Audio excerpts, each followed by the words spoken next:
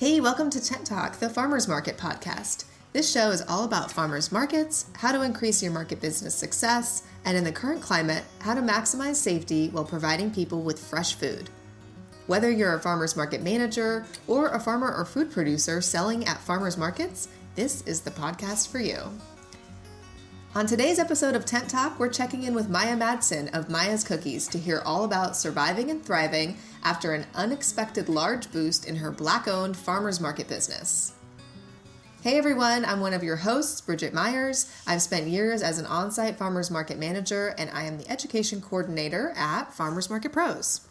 And I'm Kat Fields-White, Director of San Diego Markets, still an active farmers market manager working those exits and entrances, founder of Farmers Market Pros, and host of the Farmers Market Pros community. And I'm co-host Justine Marzoni-Mead, Tent Talk producer, San Diego Markets webmaster, info booth lady, caution tape putter-upper, a little bit of everything. Mask maker. All right, everyone. Well, welcome back to Tent Talk. We are so excited to have you on today, Maya. We want to hear all about what you've been up to these past few months, or really just 6 weeks. How long has it been? Not very long. Seems forever, but it was just a minute. Just a minute. All the hurdles, wins, losses, celebrity shout-outs, missed calls from Netflix executives, supply chain issues, awesome customers coming back to the farmers markets, and on and on. So welcome. Thank you. Thanks for having me on again, you guys. I appreciate it.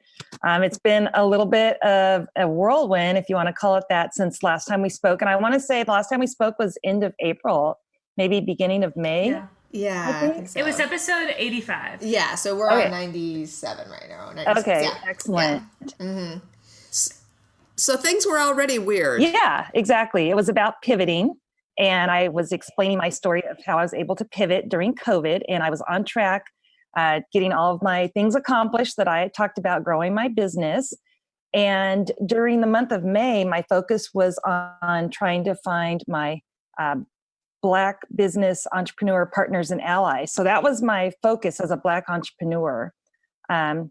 So I wanted to reach all of those people. I had been actively sending out cookie boxes and reaching out to different Black organizations, and just letting them know that we were a Black-owned business. We were out there. My allies at some of my vegan magazines that I partner with on occasion, I sent them boxes and said, if you mention anything, I would love it if you could also mention that we're a Black-owned business. And so I had been actively doing that before the horrific death of George Floyd and everything that followed with that. So I just wanted to preface this conversation with that. So what happened is, due to the horrific death of George Floyd and all the social injustice that was being brought to the forefront, and the Black Lives Matter movement, my business was featured on several lists that were circulating throughout the social media platforms of Black-owned businesses to support. And I woke up on June 2nd and I noticed my sales were going up. So myself and my two other employees that I kept on during the COVID layoff, we were all talking and we were excited every time we saw the numbers going up. And once the numbers went up to 400, we were like, wow, this is great, all in one day. And how is that compared to like your normal number? Like how many orders would you typically get on a day? Just so we have like a baseline for how much it's increased. All right. So we were getting about 50 orders per day. And I was trying to grow that number each month. So I had a plan. As you know, I'm a planner. So I had a plan and I was... Thank goodness. So I was following my plan of growth. And I woke up the next morning after that June 2nd date and saw I had 2,000 orders in the queue. That looked a little daunting. Yeah, it was daunting, but still doable. So I spoke with my two employees and we said, let's bring back the rest of the staff, just, even if it's temporary. But the thing is that 2,000 number just kept increasing every day. We were averaging about 2,000 orders a day. So by the third day, it was no longer exciting. It was more panic. We have to get these orders fulfilled. what do we do? How do we do it? Supplies. I had enough supplies on hand for about 1,000 orders.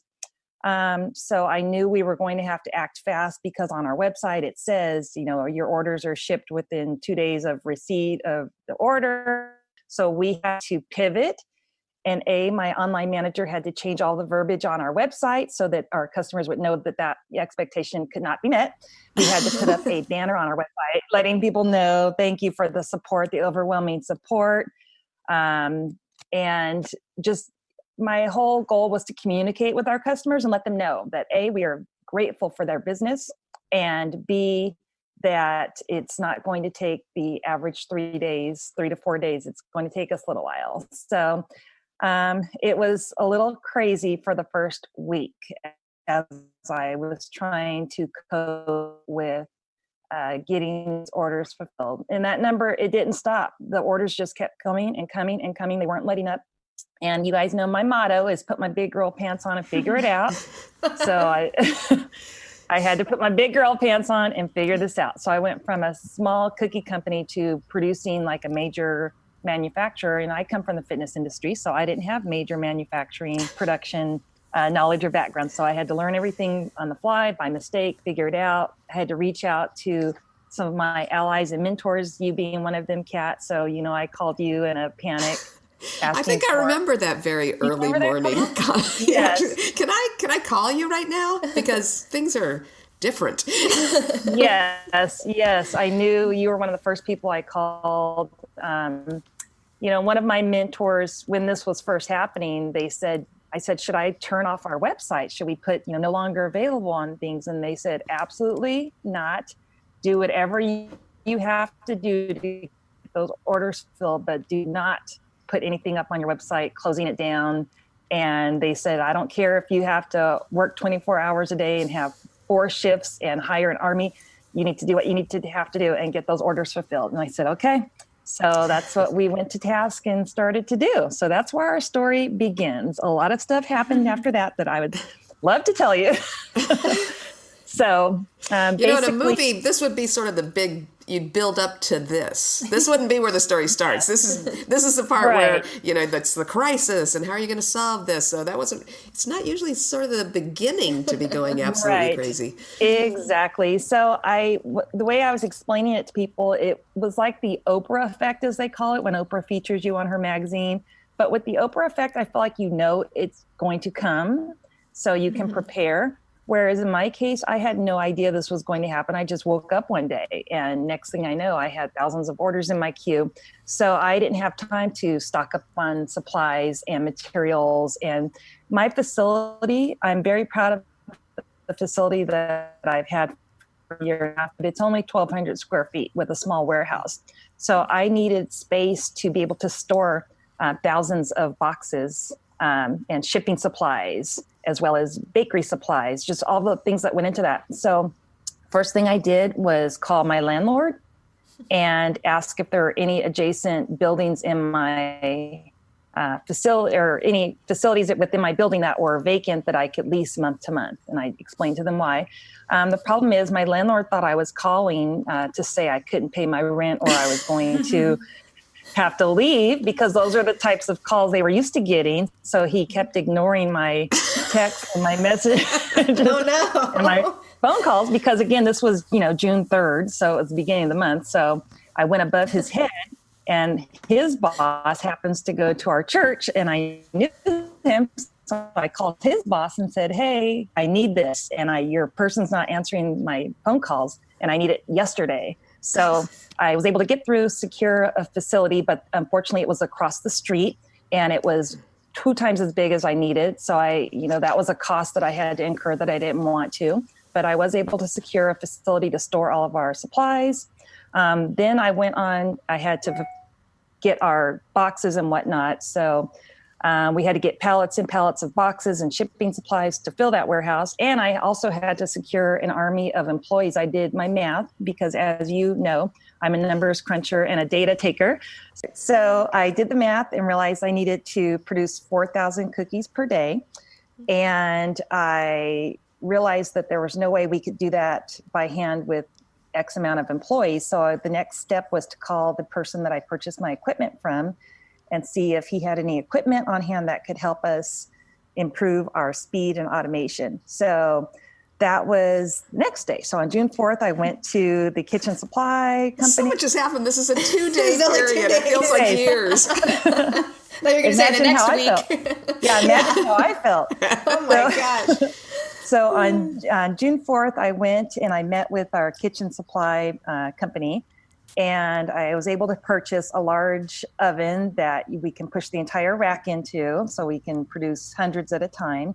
So like a walk-in oven. Sort of, yes. Right? Walk-in oven for an oven rack. And sounds dangerous. Yeah, it does sound dangerous. A person could fit in that oven by itself. Yikes. So I then had 3 ovens going. So I had my large oven plus the 2 deck ovens that I had prior. We also bought a machine that would cut and spit out the cookies. So we put the dough in and it would spit out the cookies at a rate of 1,200 per hour. So that was great. So that was, but the bad news is, as I was meeting and signing the payment, the check, I was informed that it would take 6 days to get all that equipment and install it. And I think I almost fainted sitting there at his desk. And, the guy said, it might not be worth your time. You might want to look into a co-baker. And, I said, I thought about it and my gut instinct was no, because I was worried about the quality of our product. That's what we're known for, is the quality, as well as, great customer service. So, I thought about that for a second and then said, nope, put my big girl pants on. We can get this done. But that was a really difficult day. That's the same day, an hour later, that I went online and decided to film a video message to all of our followers. And that video message went slightly viral.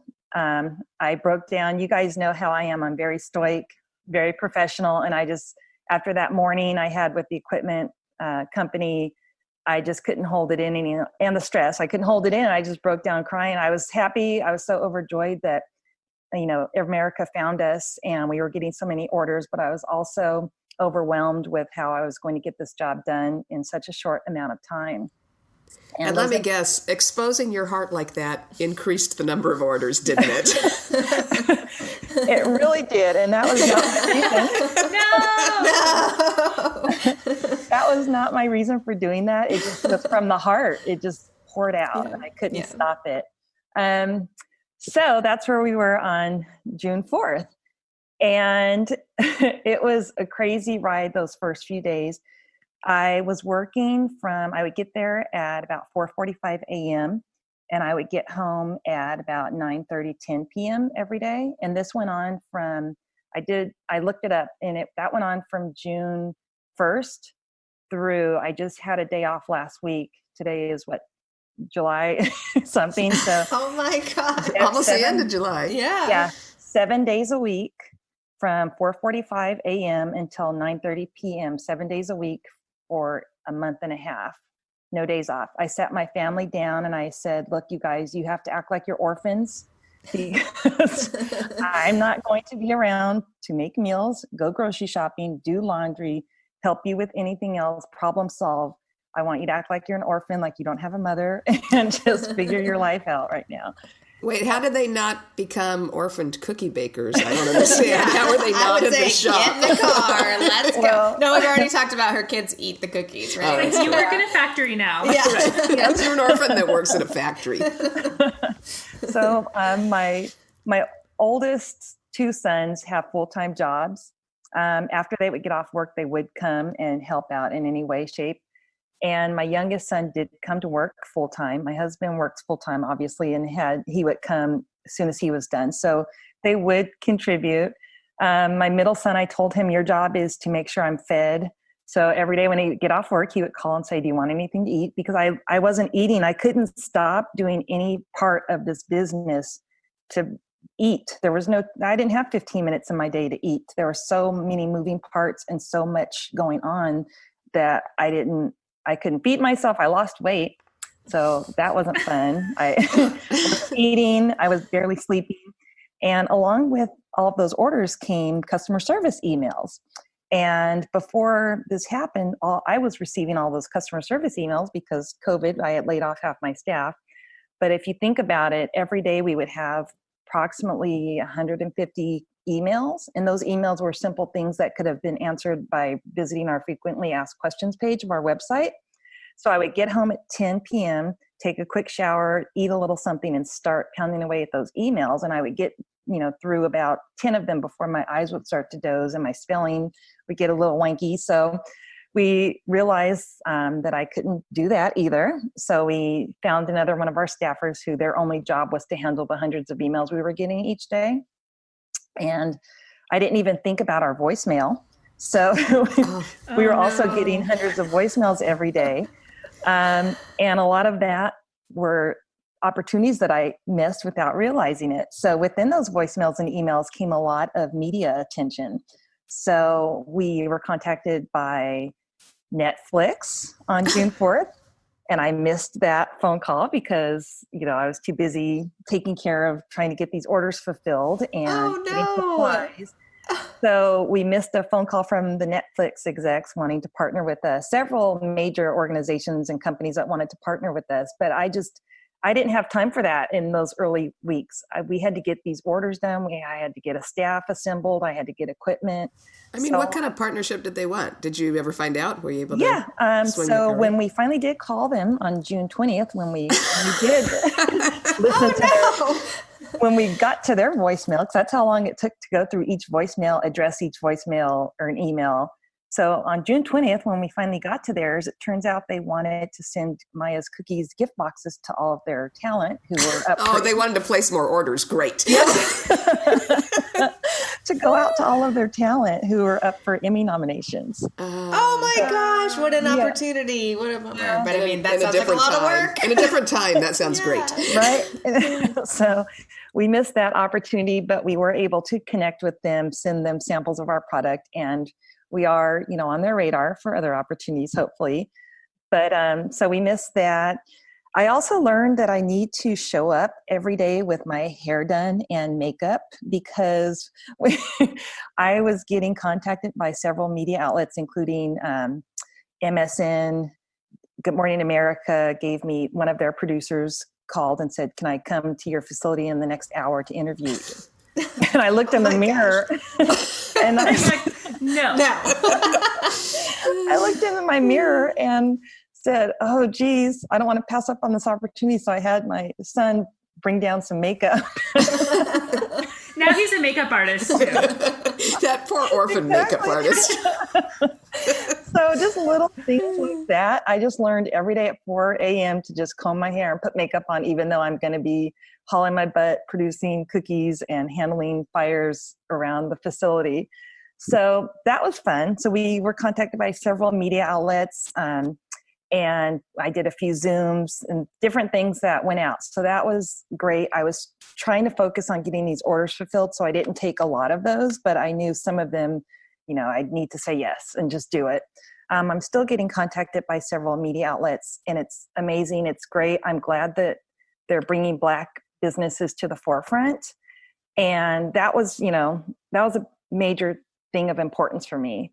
And it seems like, Maya, it would almost be more important now than on June 4th, because there's a tendency, everybody was kind of, some of it was sincere, some of it was performative.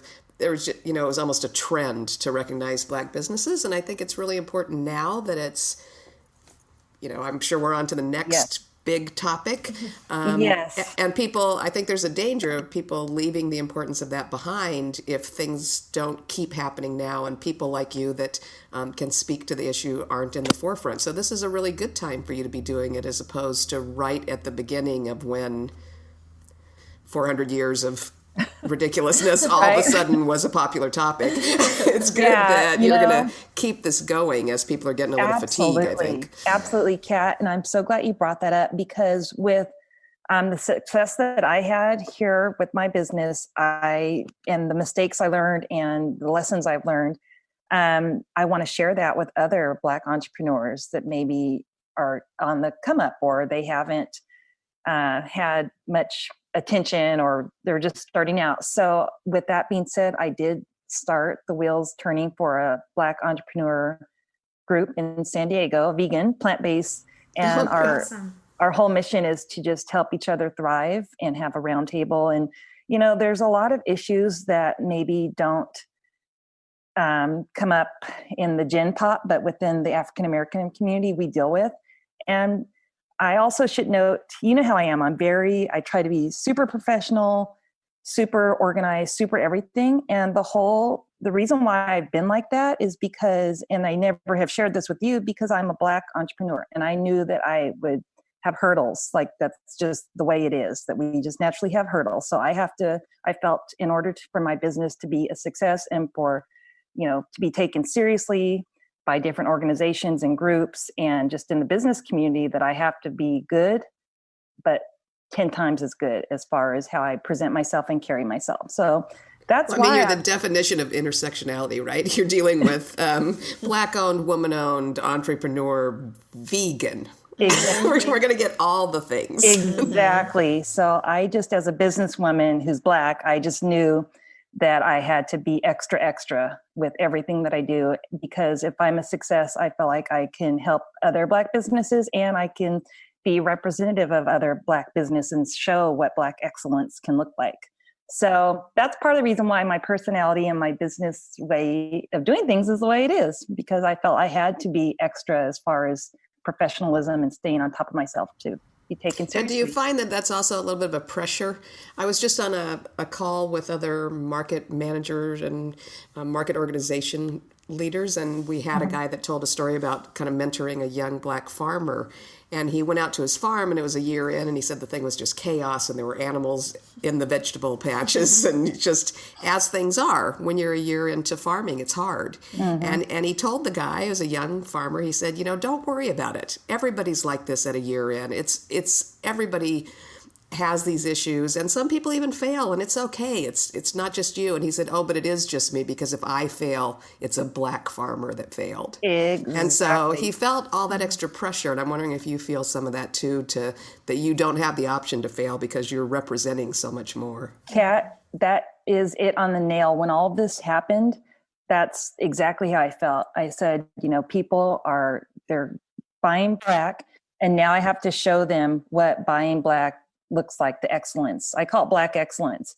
And I did feel that pressure, because I knew that if I sent them anything less, that's, could be an opportunity to be like, see, I tried to support a Black business and here's what happened, or here's what I received. And it wasn't, excellent. So every order that went out had to be excellent. And I reiterated that to my staff, all of our temporary employees that we hired.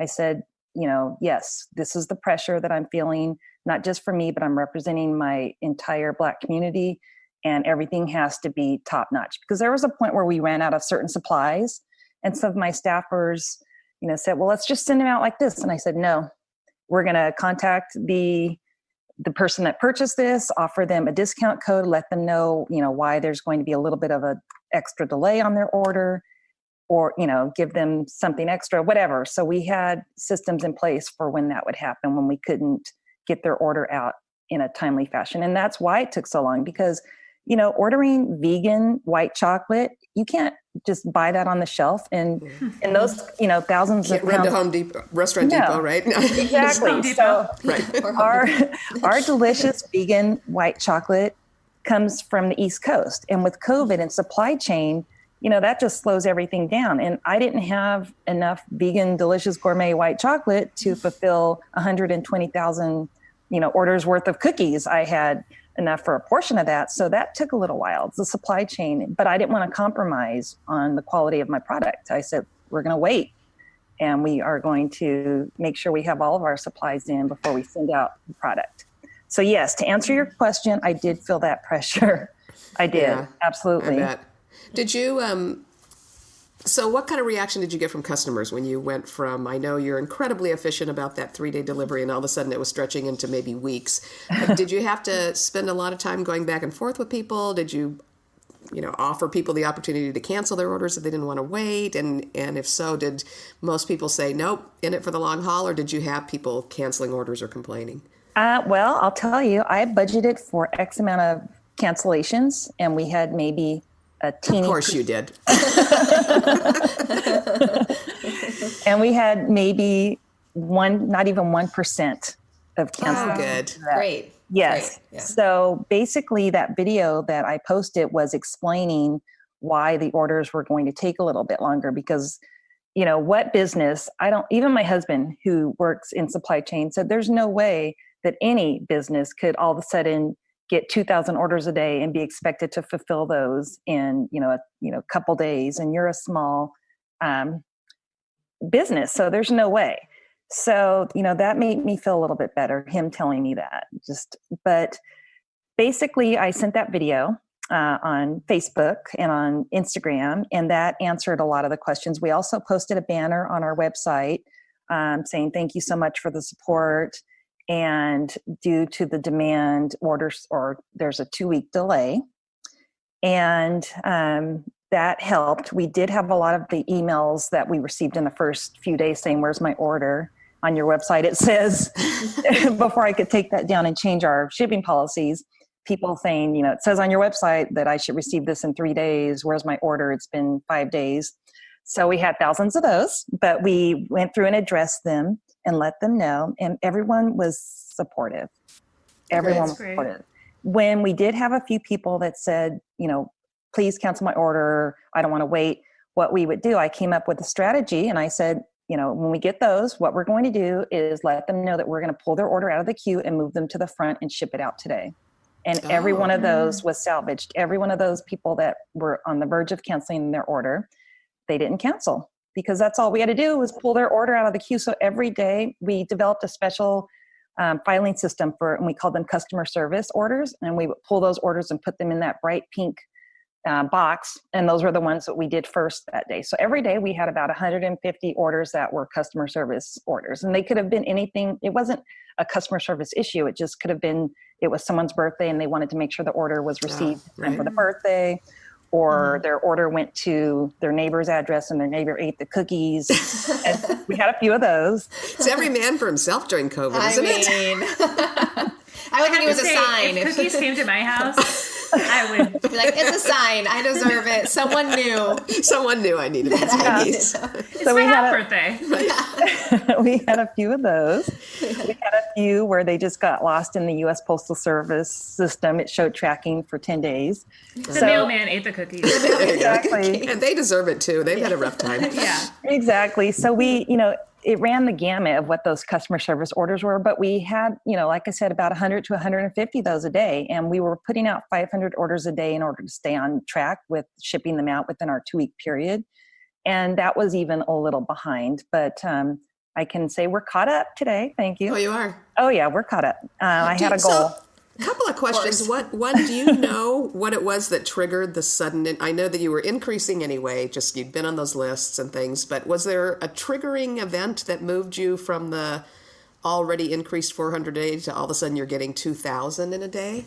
I think it was, we were on a list of Black-owned businesses to support that actress Kerry Washington tweeted out. I thought, that's what I had heard, and I was wondering if you'd heard that too. So Kerry Washington had tweeted it out, and other celebrities were tweeting out that list too. And in fact, we didn't know till after the fact, but there were several celebrities that had ordered cookie boxes from us, and we didn't even know because we were just processing, or maybe it was under a different name. And we wouldn't find out until they would post on their Insta stories. And, my staff, one of them was a Nickelodeon celebrity, and all of my staff, my temporary staff, were all college students. So they're 90s kids and 2000s kids. And when they saw that one of the posts and realized it was from a Nickelodeon celebrity, they went crazy. And I said, I use that as a learning lesson. And I said, you guys see, you never know who's receiving these boxes. So that's why we have to make sure that everything is Maya's Cookies standards of excellence, from the packaging to the product to the time that it arrives. So, and just to top on that, it should be beautiful from the minute it arrives at their door. So I'm very particular how that brown box looks. We put our Maya's Cookie logo tape around the outside of the box. I'm very particular of how the job is called a boxer, and that's the person who their only job is to seal the completed boxes with the tape and tape the packing slip and the label onto the box. And I was even particular with them about how they taped it. I said, I don't want a sloppy tape job. This has to look beautiful. So that job, I'm just trying to show how particular I am about the product. And even the fulfillment team that we hired, and their only job was to take the pink boxes that we ship in and make sure it had the proper amount of pink fluff in it, and then the proper order was inside the box. And the way that they arranged the cookies in the box, I like them staggered a certain way, and just every detail. I can't help it, but I feel like that's what makes it, the beautiful and delicious cookie box. That's what makes it worth it, because it's you don't have this kind of success by accident. You have it because you're that particular about all those things. And so that word gets around. So that was my other question is, now as some of those lists aren't being distributed as much, things have leveled out for a minute while we concentrate on, I don't know, cities being occupied, what have you. The crisis of the day. What's your volume like now? So have you fulfilled so many orders that when you're doing 2,000 a day, that's 2,000 people getting cookies and passing them on to their friends? And so now you're just organically going to be at a 2,000 order a day kind of flow? Has it dropped back a little bit? So how's it had an effect on your long-term kind of level? Well, it has dropped back, obviously. So it started dropping back end of June. And so I set a goal for how many orders that I would like to continue in order to keep our business growing at a certain rate. And that is a small percentage of those 2,000, but we are getting to that goal. So it has slowed down a little bit, but we're starting to reach our short-term goal. And that's still a high number, and it's enough where I can now support a larger staff and everything that goes along with that. So I had a plan, a marketing plan, obviously, Bridget, because I'm a planner. Yeah. So I was able to use the profits from June to reinvest in my business. And part of that was a marketing plan and purchasing advertising and whatnot to keep it going. And when people would ask me why my business, prior to all this, what do you need funding for? I would always say marketing. Just to let America know that our product's out there. So we're working on that right now. So I am focusing on our marketing so that we can continue to keep our sales numbers up. 2,000 is a pretty high number, and that's our long-term goal. But for now, we have a solid number, and we're meeting that number, and it's keeping our business profitable and allowing us to grow. We do have some exciting things coming up for holiday. And I know we're going to experience a spike during the holiday, and we are going to focus on marketing for that. So I guess to answer your question, yes, we did receive a spike.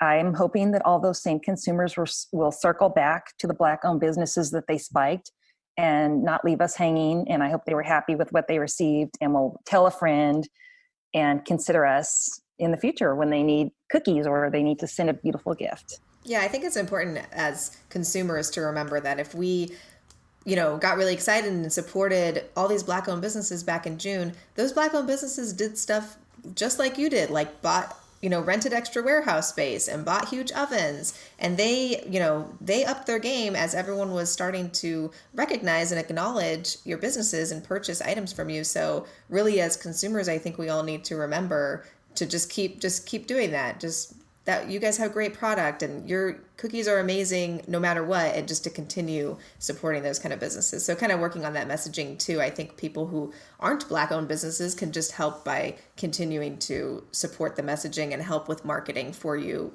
forever. So yeah, it's part of building equity is to make sure those businesses are supported on a long-term basis. Mm-hmm. And I really think that Netflix guy should swing back around and maybe consider, a short mini series, maybe 3 or 4 episodes following what you're doing in the kitchen. And I think that'd be helpful. Every day, Kat, every day we say we should have a reality show, because some of the crazy stuff that has happened since this all started is, it's unbelievable. Some of the things that have happened to us and continue to happen on a daily basis. So I got out of my lease for that large unneeded warehouse space. Oh, and I was, so that was month to month. So that's smart, month to month. See, I knew, you're such a planner, and I feel like you just had realistic goals and knew that things were spiking and you needed to have flexibility in your growth. So yes, I needed someplace to store all the equipment. Yeah. So, so many crazy things happened, but we got out of that lease. It was month to month, and I contacted the company that was next door to me because I noticed they were never there. And I said, hey, I notice you're not here. Would you be willing to give up your lease? And they said, yes. Oh, great. Oh, that's good. So I negotiated with my landlord to take over their lease because it's, it's 1,800 square feet, which is perfect. So now that's our Maya's Cookies headquarters and fulfillment center. We still have our production kitchen, which is our certified, food facility. So all the producing happens in the production facility, and then next door is where we have our offices, and we do everything else, all the fulfillment, storing all of our supplies for fulfillment. Anything that doesn't have to do with food happens next door. And Maya, what happened to your tenants that you were renting kitchen space out to? Well, you were like going nuts. Did you like evict them? No. You put them to work in the baking cookies? Yeah, right. You can stay if you bake for the next 30 days. It's Megan a boxer now. Right. You're an orphan now too. No, my tenants were amazing. So I told them what was happening, and I said, can you guys work with me on this? And they did. So we worked out a schedule that they were still able to produce their products. We reduced hours and whatnot. And I said, this is just temporary. And I promise you, it's, because of all this, it's going to benefit all of us in the long run. So I call my kitchen a vegan female food incubator for San Diego. Right. It really has been. I mean, it's been a beautiful thing that when you invested in your own kitchen, you also made some rental space available, because we've seen some amazing vendors come out of there for our farmers markets. Yeah. Thank you. And, I share my resources with them, and I don't know everything, but as I learn things, I share that with them as well. And we learn together. So, our buying power has now increased because I'm buying more volume. So I'm passing that down to my tenants in my kitchen. So their buying power has increased as well. So that's saving money with them on that, and just our supplies, because my buying power went up because I'm buying so much more. So it's helping us all around. And it's been great. So we're back to our regular schedules. After fulfilling 500 orders a day, fulfilling 100 orders a day seems like an easy day to my staff. We're like, we only have 100 orders to fulfill. So, having gone through that, it was great because we all learned how to work under pressure. We all learned how to put our big girl pants on and figure things out. And I like to hire, my hiring motto is critical thinkers and problem solvers, preferably female. So, well, I mean, those two things are just so obviously connected. Yeah, it's like a little redundant. So, and I tell that to my staff too. I said, you guys are all critical thinkers and problem solvers. So if there's something that comes up, I remind them that, yes, you can figure it out because of that fact. You're a critical thinker and a problem solver. And it's a compliment, and it's also a call to action. It's like, figure it out. So with that being said, I might mention too that my temporary staff were all high achieving college students that were no longer having their study abroad programs or their internships. So one of my employees, who is also one of those high achieving college students, I said, I want all of the valedictorians, all the student athletes with high GPAs you can find that because we don't have time to vet. So she she put a call out to exactly that. And so we had an amazing team. I like hiring athletes because they know how to work under pressure. They know how to work as a team. They know how to win. And that's how we got through those orders, because I had a team of critical thinker, problem solvers, student athletes, valedictorians, and whatnot. And a lot of my employees were pre-med, pre-law, just everything you can think of that's a high achieving college student. And they were also kind and had good character. And when I would have media outlets and whatnot come through and tour, I was so proud of that fact that I would, show them a tour, and I'd say, these are my temporary employees who lost their internships and their study abroad programs, but they found work here. And here's, UCLA pre-law, here's Vassar College here's, I was proud of them. And I said, this is a college basketball player who's also pre-med. I was so proud, and they were so happy to be able to have those jobs. And they were really excited about the fact that they were, working on this project with me, because it's part of the Black Lives Matter movement and, social justice. And that's what those youngsters are all about. So it was really exciting that they were happy to be working there and proud to be part of the movement as well. I just realized that my daughter, one of her friends, Kaylee. Oh yeah, I love Kaylee. Yeah. Yeah, I know, Kaylee. They went and had she went to her porch and had lunch or whatever, what the kids were doing, how they're hanging out. And she was like, my daughter told me, oh, Kaylee's working for Maya. I'm like, what? She goes, yeah. So that's so funny. Yeah, she's awesome. One of those former athlete, high achieving students with good character that I brought on. So she's a perfect example of that. So yes, she is. Oh, that's so perfect. funny to figure Dave that and out. I always joked that Maya would just like go down the dean's list and like pick out who she'd find all her awesome employees. Wants to have work. So circling back around, since this is Tent Talk, the Farmers Market podcast, we kept throwing out, hey, we've got a new space opening up. We're expanding. Do you want to come back? Obviously, you were way too busy for that. We didn't even bother to ask for a while there. Yeah. But as of last week, you're back at Farmers Markets. So we had a hunch that you might just be too big for us now. That you might have, that we'd be a sentimental part of your history, but that you wouldn't be. Leave us in the dust. Right, leave us in the dust. That's pretty much what we thought was going to happen. Fame and glory and just and we could say, hey, we knew her when. But you're back at Farmers Markets, and we're so excited. So how is Farmers Market still working for you while you're busy with all of these other things going on? Yeah. Amazing. So I always knew I was going to come back. And one of the things that bothered me during this spike in June was that I could not accommodate my local customers who helped me build this company. And that was something that was in the back of my mind. I don't want to turn my back to all of my amazing customers that have been with me since the beginning and who continue to support and buy from my business. So I wanted to hurry and get through those orders so I can get back to those customers. And as soon as I was able to, an opportunity came, I took it. And then you contacted me the very next day and I took your opportunity. So I was so happy to be back at the farmers markets and seeing my customers. I made sure that I was working the markets as well. I know, we were really impressed that not only was Maya's Cookies booth back, but Maya was there. We're like, really? She is so busy. We were so excited to see you. Yes, I couldn't wait because I wanted to see my farmers market family.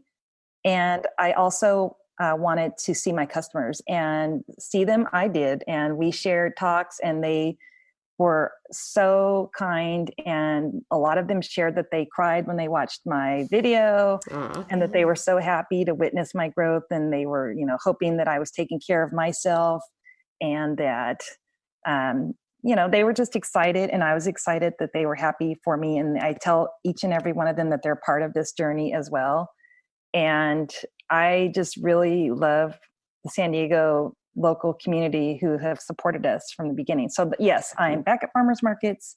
You'll see me there a lot because I can't stay away personally. I want to talk to my customers and be there. I know my staff likes it when I'm not there. But better cookie trading. Your son seemed very happy that you were there on Saturday. Yeah, he actually was very happy. So yes, I want to see those customers and talk with them. And it's been so fun. And it fills my heart and gives me life to be able to talk to them and then tell me their stories or their experiences with my business that I didn't even know about. So that's been nice. And, I do want to mention, circling back to my customers that have said, I hope you're taking care of yourself mentally and physically.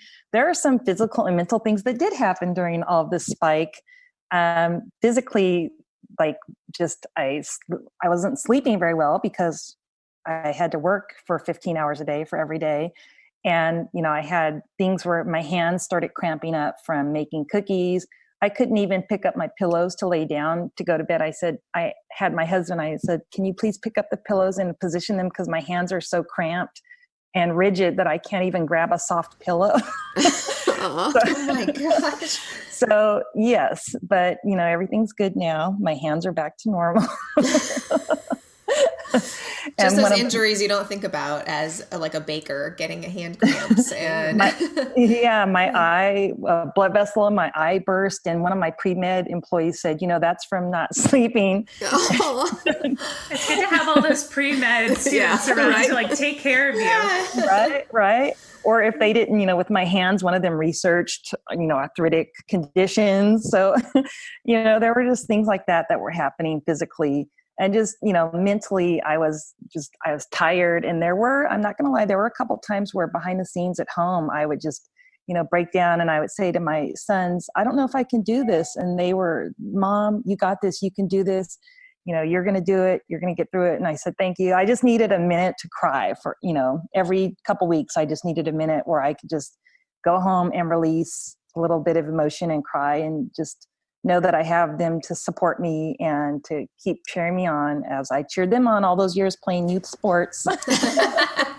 You're like, now it's mom's turn. So get in the Yep. bleachers and wave a little flag for me, That's right. please. I want to So see a now- flag and a fat head. Yeah. Yes. So, for the farmers markets, that's translating to my customers are cheering me on too. And it gives me life to hear that from them and speak to them. And my family and my employees are happy to be back at the farmers markets and helping support and helping our growth in that way too. So, Yeah, I think, going through what your business has gone through under any circumstances is, incredible and just really taxing and really exciting and all those different things mixed together. But then also during pandemic times when everyone's really stretched mentally and physically anyways, just dealing with all that background stuff that's going on. I think it is really nice, and I've heard from a lot of farmers market vendors that have come back to the market. It's nice to just be with your community and be face to face with people saying, I support you and I'm here for you, and things are weird right now, or, your business is up, your business is down, whatever's happening. And just to have those kind of connections, even though maybe you can't hug them, maybe you can't see their smile because they're wearing a mask, just to kind of like chat and just know that support is there is like really important. And I'm glad that you're at the market, because I'm, thinking about your mental health and you in the kitchen and you on your computer late at night and just having that kind of face to face. And when I saw you on Saturday, it was so nice, even though we were like keeping a distance, it's just nice to see people that are part of your kind of tribe and village. So, Well, and on top of it, I think you have the trauma that is inherent in the fact that as everybody else is waking up to racial injustice and some of the tragedies that have happened over many years, they keep getting replayed and they keep getting replayed. And that's got to be traumatic for a Black woman and a mother of Black sons. And yeah, on one hand, Kat, yes, I agree with all of that. And having Black sons, I did face when they were getting their driver's license, like that's the talk we had. And that was something that kept me up at night. My son driving around and getting pulled over. That was like a scary reality for me, that I would try to explain that to my non-Black friends and I would get dismissed and, oh, you're just overreacting. That doesn't happen. And so I'm glad that people are realizing that, yes, that is a reality. That's part of being a person of color, a Black woman, especially a Black mom, that's one of my nightmares and fears that I have is something happening to my sons, at the hands of authority or just, trying to live their life. My oldest son is 6'7", 6'6.5". So I just rounded up. So, he's a big guy and, people always think he's older than he is. And him being African-American, that big, he can look intimidating. So I remember saying, when someone approaches you, always smile. If, you get pulled over, always, put your hands, like that's just the talk you have. You put your hands here, yes, sir, no, sir, just, that talk, or just living life being a big Black child. You have to be super hyper, super cautious. And so for me as a Black mom, I was starting to feel a little bit better knowing that people were finally listening and saying, okay, we hear you. You're not, what you're saying is your reality.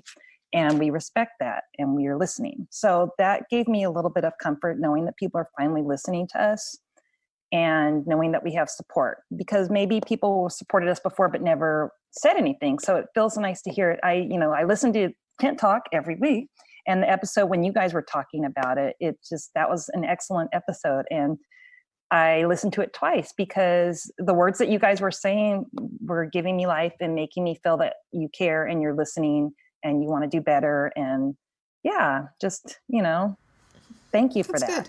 Good. I'm glad to hear you say that, because I know we don't know what we're talking about because it's not our experience. But I think, we're just trying to listen and be, receptive and understand that people live in different realities than privileged white people live in. So yeah, we need to be aware. Mm-hmm. And sure. I really liked what you said, Kat, about, and you might not remember it, maybe going out to the Black community and finding Black vendors and not just sitting back and, thinking they're going to come to you. I liked what you said, because part of my goal with my success I'm having with Maya's Cookies and our little roundtable of Black plant-owned businesses, one of the things we're going to start doing is going out to the food desert communities within San Diego or southeastern San Diego and doing presentations at the local library and just on, plant-based eating. And, the African American community is the fastest growing vegan community because we're finally woke to what our diet can do to our health, and diabetes and heart disease. Those are chronic illnesses that can be cured or reversed with your diet, with nutrition. So that's part of my goal, is to go out to the communities, not, wait for them to come and seek those resources, but go to them and say, we're doing a screening of, plant-based documentary, or we're going to bring in a doctor who's going to talk about plant-based and your health and blah, blah, blah. So just so you know, I'm also doing that as a Black businesswoman in San Diego. I'm going out to my community as well and being proactive and not waiting for them to contact me. I do think that's one of the things that's happening in this environment. I don't know if it's because we all have more time, because we're not working regular hours, or if even a protest sounds like a way to at least see humans or what. But I think we're just all more proactive now and realizing that maybe the system isn't going to just change itself. We really, on all kinds of levels, we have to be really proactive and really reaching out to make the changes we want to see in society. Mm-hmm. I appreciate that. And I appreciate you guys, like I said, supporting and just talking about it, not being afraid to talk about it. That was huge. That was a great episode. If you haven't listened to that episode out there, and it's episode 90. Oh, Episode good job. 90. Yeah, Justine we've had a lot has done of so much work on organizing our podcasts and our website and things during all of this. But I really admire you, Maya, too, for, in the face of all these business changes, keeping up and being smart and being on top of it, and taking that extra time to be forming organizations and efforts like you're talking about now, where you're also going to be doing some social good on top of that really, really busy schedule. Please don't forget to eat or sleep. We want to keep you around as long as possible. We are also concerned about your health and your sleep. And now that you're our fourth co-host on the podcast, we're going to need you every other month or so at least. So stay healthy. Yeah. I can talk to your kids about having a mom who says, you're an orphan now. I have a busy business. You guys can relate, can't you? My kids get it. Yeah. Well, I'm back. They're no longer orphans. That was a temporary, you were orphans for a month. They got good. Yeah. That's good. Now they're back in it. Yes, they're back. They're back. Definitely. Well, it's been so nice to hear from you today. Yeah. Any other really, really crazy stories that we want to make sure we don't miss before we wrap up here for today? If I think of one, I'll tell you. But I guess we'll see you on the next episode. Yeah, it's all, if I think there were some crazy ones, they're not on the top of my head, because I'm telling you, every day brought a new adventure. Yeah. So that's what we're really glad to have you back at the markets and back on the podcast, and we'll be talking to you regularly. Yeah. And anything we can do on your entrepreneurial group, I'm happy to do, of course. We'll figure out a special Vendor 101 offering for you, and love to keep working with you. Yeah. Thank you. It's a pleasure always speaking with you guys, and you have always been a great resource, Kat, and thank you for taking my call. I never call you because I know how busy you are. So, and that was an early morning too. I was like, "Whoa, this must be serious." And I just talked to Maya. I'm like, "You took a phone call?" She hates talking on the phone. I hate talking on the phone. I'm totally a text person, but I said, "No, it's important." I know. If she said, "Do you know any bakers that could help?" And I do have a really good friend who's a really good baker, but she has 3 small kids at home, and she's like, "Maybe I'll help Maya, and I can just come in like when I'm not with the kids." And I'm like, Maya's really particular, actually. And I we need feel somebody like serious, Carrie. that's why she needs like college kids who have kind of a more open schedule and can, commit to that. So that was funny. But yeah, my mom was like, "Who can we have help her?" And I'm like, "I don't know anybody on the dean's list. I don't know." I called every baker I knew. Yeah. Thank you. No, thank you. Yeah, we're happy to have you in our orbit. Yep. So we will see you at the market soon. And we'll have you back on the podcast. So all of our listeners, please go order cookies. Is that what you want us to talk about? No, we were careful to not really talk about you the last month and a half or so. I thought, we should support Maya. And we were like, no, maybe not. Maybe we should lay low. We don't want to send her any more orders. No. Talk us up. You're ready now? Yeah, okay. We're ready. We want those orders. We're also, we're developing, just on a side note, a special box where the portion of the proceeds are going to go to a Black Lives Matter organization or two. And we want those orders because we want to continue to grow and give back to the community. Yeah, so keep us posted on that. We really have not promoted you because we had the feeling you were saturated.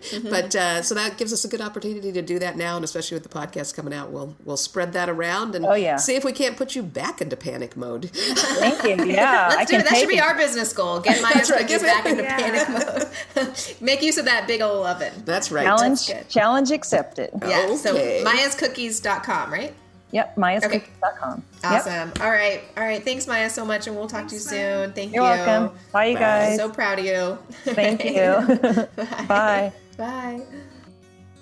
To hear what's happening in various parts of the country or share what's happening in your area, we have terrific conversations and people sharing resources over in our private Facebook group, the Farmers Market Pros Community. Feel free to come over, answer the 3 qualifying questions, and join that group. You can also message us on Instagram at Farmers Market Pros or email us at connect@farmersmarketpros.com. Thanks for listening to Tent Talk. Please leave us a review on iTunes, Stitcher, or wherever you access your podcasts, and tell us how you're enjoying Tent Talk. Be sure to subscribe to our podcast so you don't miss our next episode. This podcast is produced by Farmers Market Pros, where passion meets profit. Today's episode was recorded and edited by Justine Marzoni Mead. Original music by David Mead. Thanks so much for listening.